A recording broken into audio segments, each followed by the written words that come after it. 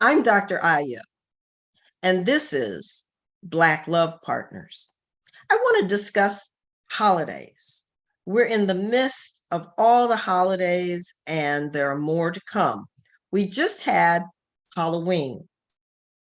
Halloween is the holiest of satanic holidays.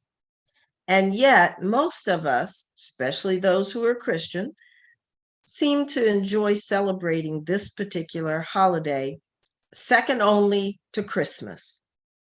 We need to know that Halloween has been identified by those people who worship the devil as their holiest day.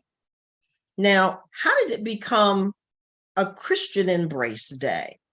Well, back when Constantine, the emperor, wanted to disguise what was going on, the part of the process that he set up was that he was trying to get rid of these satanic worshipers, if you will, and they went underground.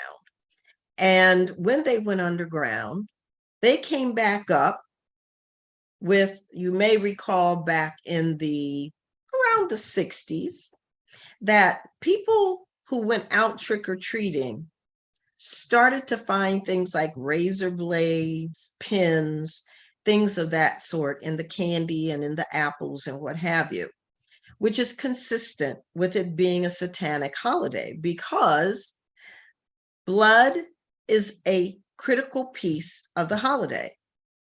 In the field of psychology, we've noted, the research has shown that those individuals who celebrate Halloween may find themselves involved in a recruiting process where satanic cults recruit new members. And one of the things they do is they will look for somebody who's really enjoying the wicked aspect of Halloween and recruit them to go to another party, a separate party, where they will sacrifice an animal.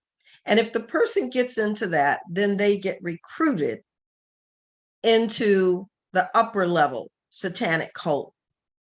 And at the uppermost level, there is a process of murdering babies who have been born to cult members in the privacy of their cult group. So people don't even know these women are pregnant.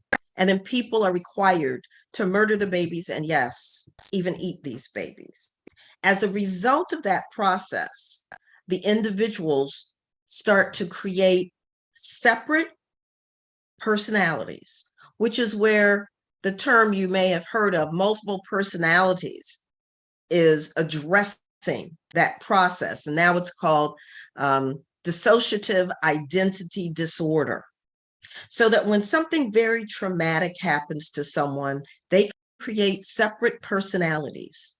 So my question to people, especially therapists who know about this, why do we keep celebrating something that is negative, that is damaging, and that can cause such trauma? There have even been children who've been frightened to death with some of the frightening masks and costumes. Why don't we change? Why don't we have something? It could be the day after October the 31st or days after, a fall fest. I love costumes too, so I understand that. But when you dress up in an evil costume, you take on evil characteristics, and so do the children. They want to be a scary devil. They want to be a scary Freddy Krueger, and they do bad things because that's what Freddy Krueger would do.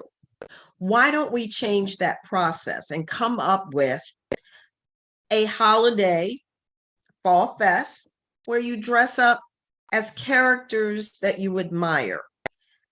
You can be something positive. It doesn't have to be embracing evil. There's enough evil in the world. Let's look real quickly at a couple of other quick holidays.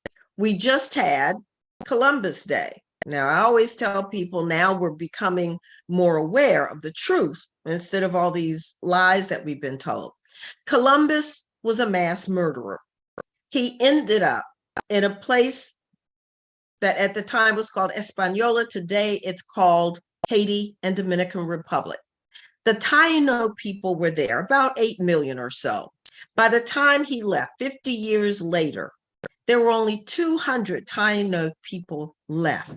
He had murdered millions of people. He tortured, he raped, and he enslaved the people of that island. He should not be celebrated as a hero. Do you know any other mass murderer who's celebrated as a hero? I'm sure you do. They just call them war heroes. Well, he wasn't a war hero. In fact, Columbus died in prison because it was okay when he was stealing for Isabella, Queen Isabella, but when he started stealing from her, she had him locked up in prison, which is where he died. And oh, by the way, he was the one who began the process of slavery using the Taínos people. If you'd like to learn more about holidays, don't hesitate to send me a note, comment in YouTube. Also, like it, share it with others, and subscribe. I'm Dr. Ayo, and you are watching Black Love Partners. Check us out on Twitter and on Instagram.